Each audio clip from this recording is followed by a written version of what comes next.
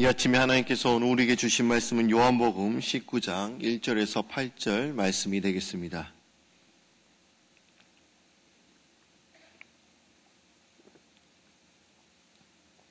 요한복음 19장 1절에서 8절까지의 말씀입니다.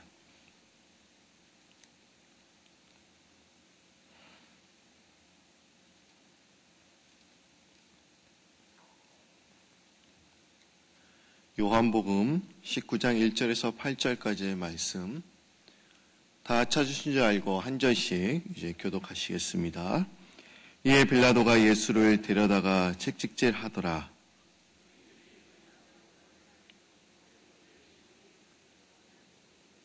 앞에 가서 이르되 유대인의 왕이여 평안할지어다 하며 손으로 때리더라.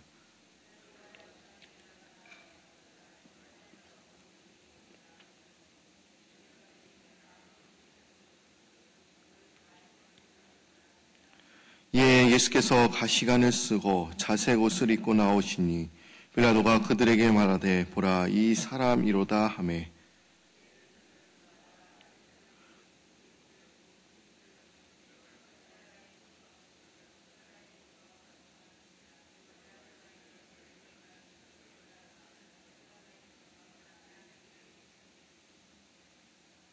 유대인들이 대답하되 우리에게 법이 있으니 그 법대로 하면 그가 당연히 죽을 것은 그가 자기를 하나님의 아들이라 함이니이다. 이 말을 듣고 더욱 두려워하여 아멘. 우리 한번 옆에 있는 분과 인사를 나누시고 말씀을 듣도록 하겠습니다. 우리 옆에 있는 분과 인사를 나누실까요? 잘 오셨습니다. 반갑습니다. 우리 어떤 분이 오셨는지 인사하면 참 좋을 것 같습니다. 여러분들 사사기를 보시면 우리 사사기에는 12명의 사사가 나옵니다. 그리고 그 사사 중에서 또 대사사, 소사사를 또 나누기도 합니다. 여러분들이 잘 아시는 기드온의 사사를 여러분들이 잘 아실 것입니다. 기드온은 70명의 아들이 있었습니다. 그중 아비멜렉은 세겜에서 나온 그런 처에게서 나온 그런 서자입니다. 근데 아비멜렉은 이런 생각이 있습니다. 자신이 가만히 있으면 자신에게는 권력이 돌아오지 못할 것이라고 그 자신은 스스로 생각했습니다. 그래서 아비멜렉은 왕이 되기 위해서 먼저 자기 외가 사람들인 세겜 사람들에게 찾아가서 설득하기 시작했습니다. 그리고 그는 돈으로 사람들, 이제 깡패들을 동원해서 이복 형제들이 살고 있는 그 오브라까지 쳐들어가서 그의 형제를 무자비하게 다 죽여버렸습니다. 그러던 중 막내 동생인 요담만 살아남게 되었습니다. 기드온의 막내 아들인 요담, 그리고 아비멜렉의 살인 현장에서 살아남은 이 요담은 그리심산 꼭대기에 올라가서 우매한 세겜 사람들에게 어린아이들에게 들려주면 좋을 것 같은 동화 같은 그런 비유를 그들에게 이야기를 합니다.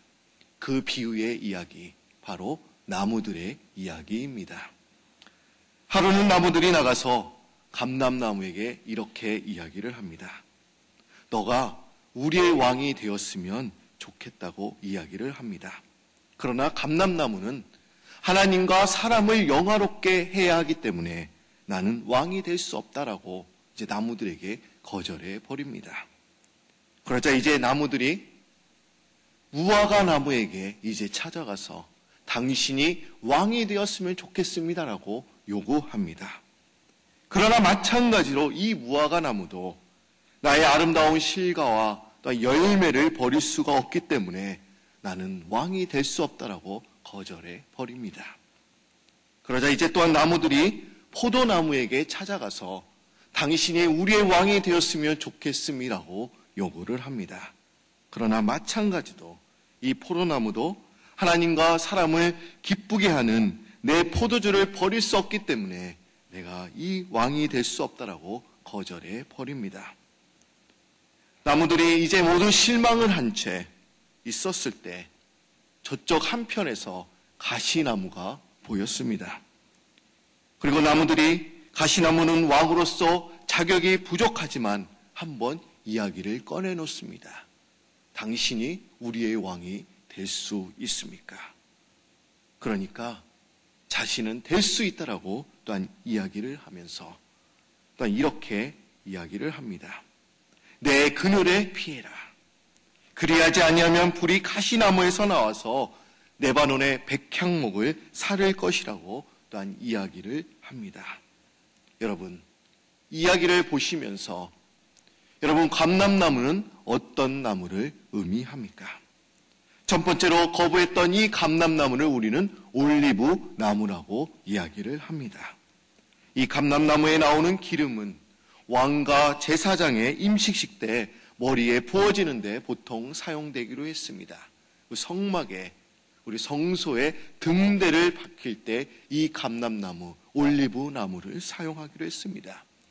또 두 번째로 거부했던 이 무화과 나무는 그 이스라엘 지역에서 흔하게 볼 수 있는 나무입니다.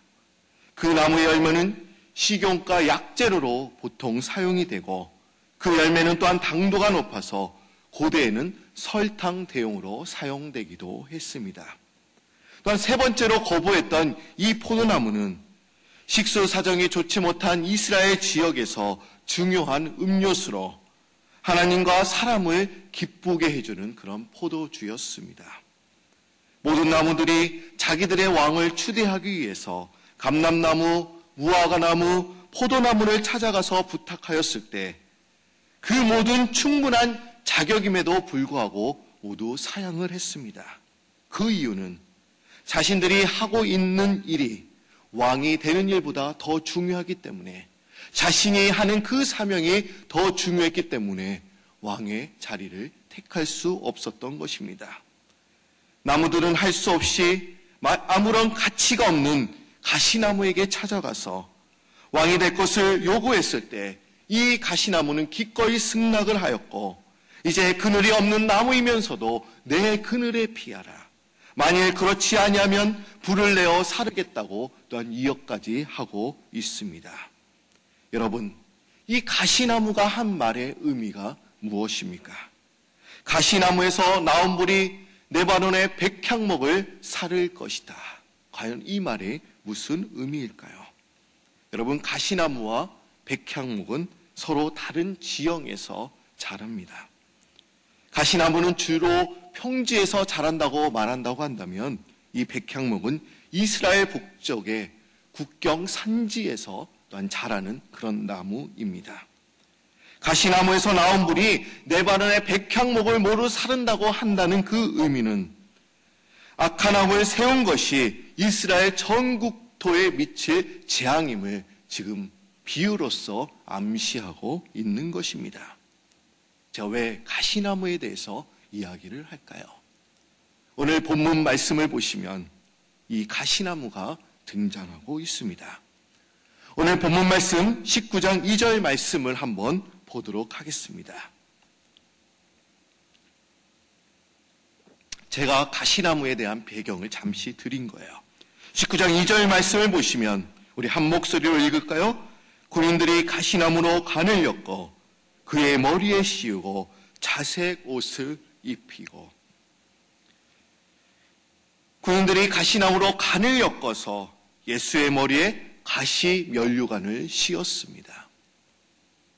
오늘도 제가 25장 면류관에 대해서 면류관 벗어서 라는 찬양을 드렸죠.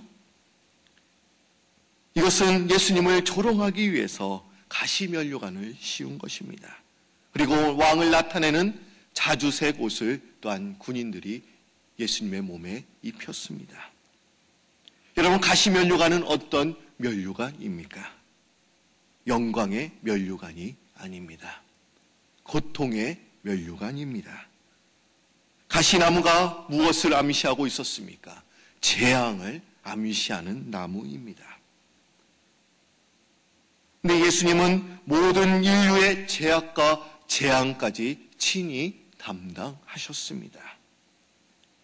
가시 면류관을 쓰신 예수님께서는 모든 인류에게 재앙을 내리신 것이 아니라 모든 사람들의 죄를 용서해 주셨습니다. 군인들이 예수님께 가시 면류관을 씌운 것은 예수님을 조롱하기 위해서 가시 면류관을 씌운 것도 있지만, 아마 군인들이 이런 생각을 했을 것입니다. 아, 이 사람은 저주받은 사람이다. 재앙을 받은 사람이야 라고 아마 이야기를 했을 것입니다. 그러나 여러분, 그 저주와 재앙이 한 사람, 그 예수 그리스도가 받으심으로 이제 모든 사람들의 저주와 재앙이 비켜나게 되었습니다. 우리에게는 재앙이 축복으로 바뀌게 된 것입니다. 고통의 면류관으로, 재앙의 면류관으로 보였지만 그 한 사람이 지심으로 우리는 축복의 삶을 누리게 된 것입니다. 오늘 본문 말씀에 보시면 로마 총독인 빌라도가 나오고 있습니다. 19장 1절을 보시면 빌라도에 대해서 이렇게 이야기를 하고 있죠. 이에 빌라도가 예수를 데려다가 채찍질 하더라라고 기록되어 있습니다. 빌라도는 예수님을 채찍질 하도록 군인들에게 넘겨 주었습니다. 그리고 빌라도는 채찍질로서 예수님을 훈계한 후에 석방하려고 그는 마음을 먹었습니다. 아마 채찍질이 유대인들의 마음, 생각을 이제 누그러뜨릴 것이라고 이렇게 생각한 것입니다. 그러나 대제사장들과 이스라엘 사람들은 예수님을 십자가에 못 박으라고 계속 요구를 합니다. 오늘 읽었던 요한복음을 보시면 이 빌라도는 3번씩이나 예수님은 죄가 없다, 무죄를 선언하고 있습니다. 오늘 읽진 않았지만 18장 38절의 말씀 한번 보실까요? 요한복음 18장 38절의 말씀입니다. 빌라도가 이르되 진리가 무엇이냐 하더라.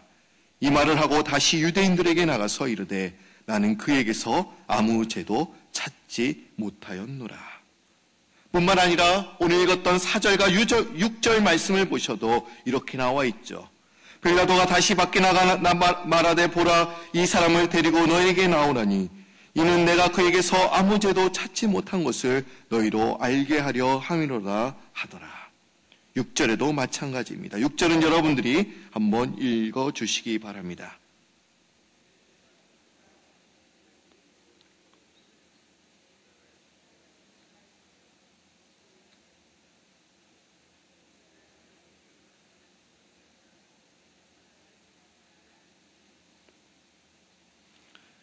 빌라도는 3번씩이나 예수님은 죄가 없다고 무죄를 선언했습니다. 빌라도는 예수님께서 조금도 죄가 없다는 것을 또한 알고 있었고 자기 양심을 지키기 위해서 예수님을 놓아주기를 몹시 원했습니다. 그럼 예수님을 무죄라고 선언했던, 놓아주기를 원했던 빌라도는 과연 어떤 사람이었을까요? 한 역사가에 의해서 이 빌라도의 연구에, 본디오 빌라도에 대한 역사적인 연구가 또한 이루어졌습니다.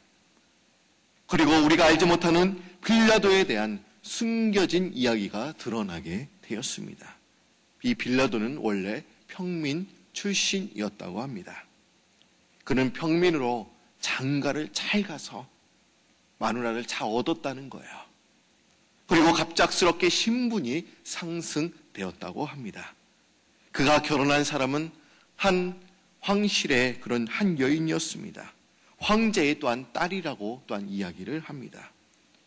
이 황제의 딸과의 결혼이 그를 귀족으로 또한 편입시켜 주었고 그에 따라 그는 총독의 지위까지 오르게 되었습니다. 네, 여러분, 예수님의 십자가 앞에서 이 빌라도 총독은 2가지 압력에 직면하게 되었습니다. 그 하나의 압력은 아내의 압력이었습니다. 그에게는 이 아내는 출세의 끈이기도 했죠. 그에게 아내의 요청은 꼭 들어야 할 압력과 같은 것이었습니다. 아내는 예수라고 하는 사내를 재판할 때 그를 꼭 풀어주어라. 내가 꿈에서 그것을 봤다. 이렇게 요구를 합니다. 그리고 그도 그렇게 하는 것이 옳다고 생각을 했습니다. 그리고 오늘 요한복음 본문에서도 3번이나 예수에게서 죄가 없다라고 무죄를 고백하고 있습니다.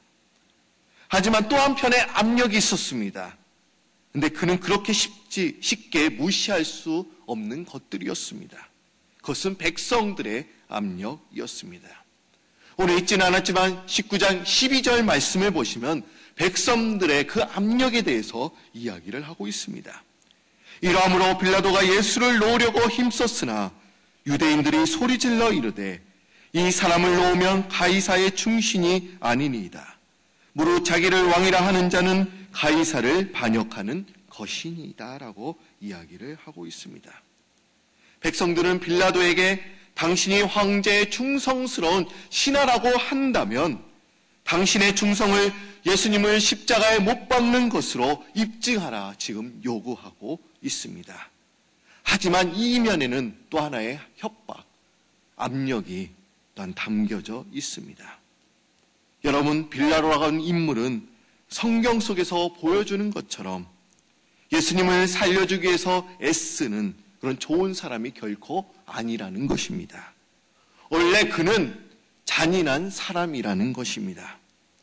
우리가 성경에서는 나오지는 않지만 유대의 저술가 요세푸스와 필로는 이 빌라도가 예루살렘에서 행했던 악행에 대해서 여러 가지를 저술하고 있습니다. 특히 요세푸스의 기록에 의하면 유월절 절기 도중에 빌라도에서 살해된 사람의 수만 2,000명 이상 혹은 2만 명 이상 되었다고 이야기를 합니다. 그리고 빌라도가 어떤 갈릴리의 로마 정부에 대해서 대항했던 사람들이 예루살렘에서 예배를 드리고 있다는 소식을 듣게 되었을 때 군인들을 보내어 그 모든 사람을 죽이게 했다라는 기록이 또한 나오고 있습니다. 이건 정말 유대인들에게 분노를 자아내는 사건이었을 것입니다. 여러분, 어떤 누구도 예루살렘의 성전에 들어가면 보호를 받는 것이 유대인들의 법이었습니다. 그런데 다른 장소도 아닌 예루살렘 성전에서 피를 흘리겠다고 하는 것은 놀랄 만한, 아니 분노할 만한 그런 사건이었습니다. 이런 여러 차례 일을 겪으면서 유대인들은 빌라도에 대해서 증오하기 시작했습니다. 그리고 이들의 위협은 결코 단순한 위협으로 빌라도는 느껴지지 않았을 것입니다. 그는 지금 자신을 진리라고 하는 예수를 택할 것인가? 아니면 아내를 충고를 들어야 하는 것인가? 아니면 저 유대인들의 위협에 굴복해야 하는가? 이런 선택 갈림길에 있었습니다. 그리고 빌라도는 이런 결정을 내리게 됩니다. 그는 아무것도 하지 않기로 결정을 내리죠.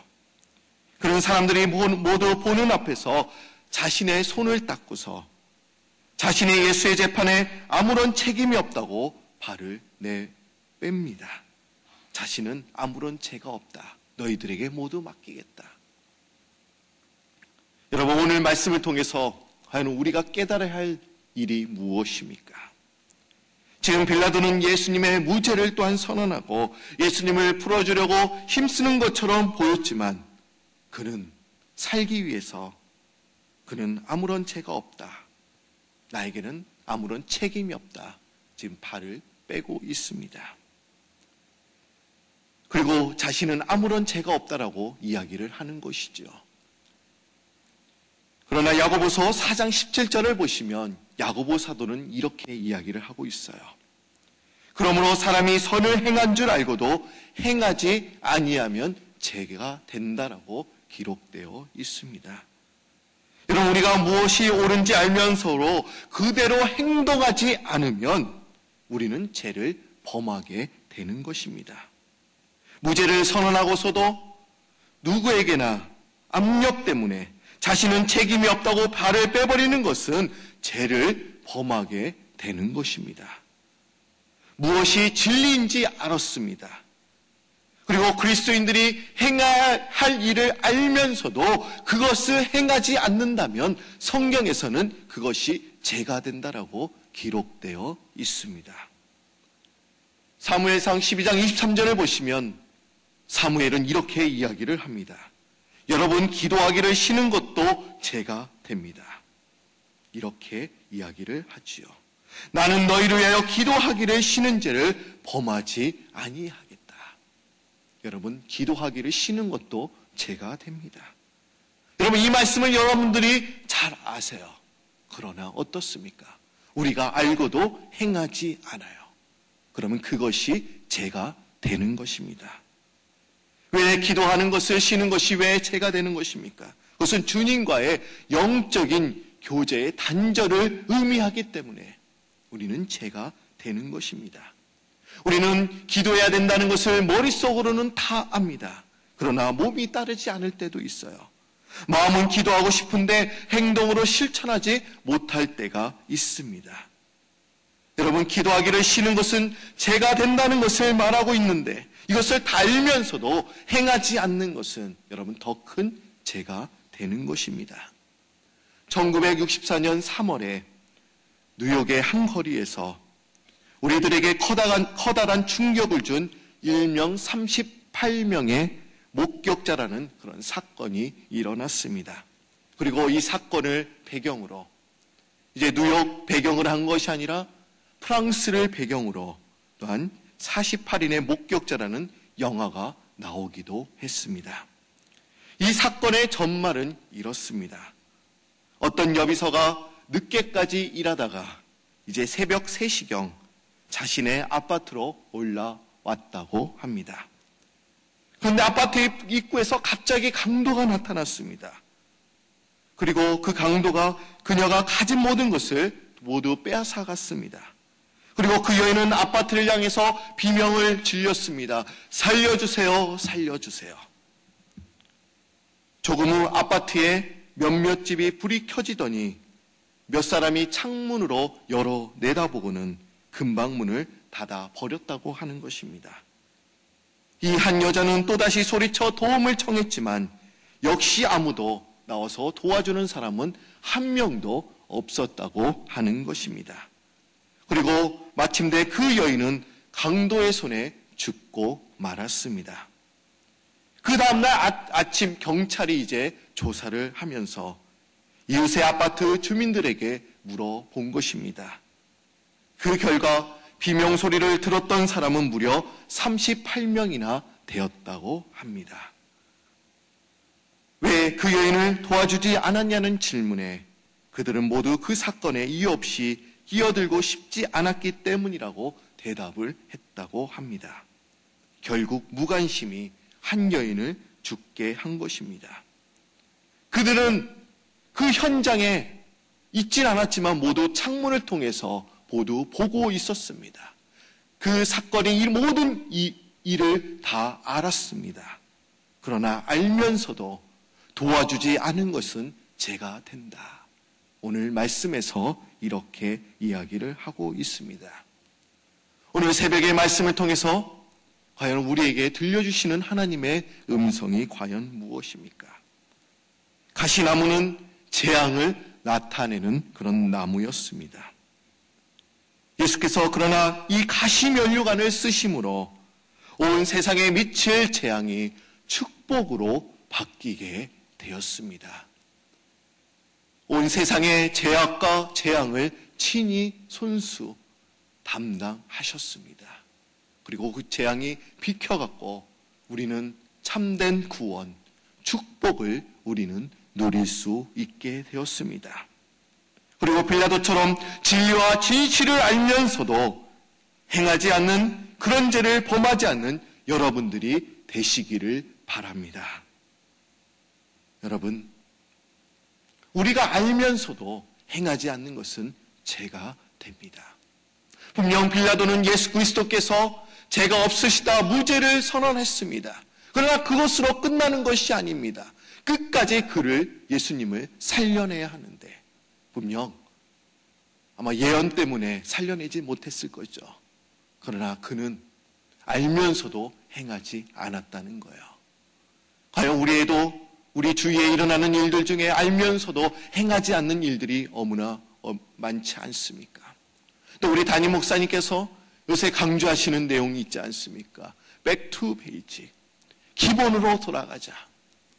우리 여러분들이 기본으로 돌아가는 그 이야기를 여러분들은 다 아실 것입니다. 어떻게 해야 내가 기본으로 돌아갈 수 있어? 여러분들이 더 잘 아실 거예요. 예배를 드려야 되고 성서를 읽어야 되고 또 우리가 기도하면 우리가 기본으로 돌아갈 수 있는데 우리가 그것을 알면서도 행하지 않는다고 한다면 그것은 죄가 된다라고 이야기를 하고 있습니다. 제가 어저께는 세월을 아껴야 된다라고 말씀을 드렸어요.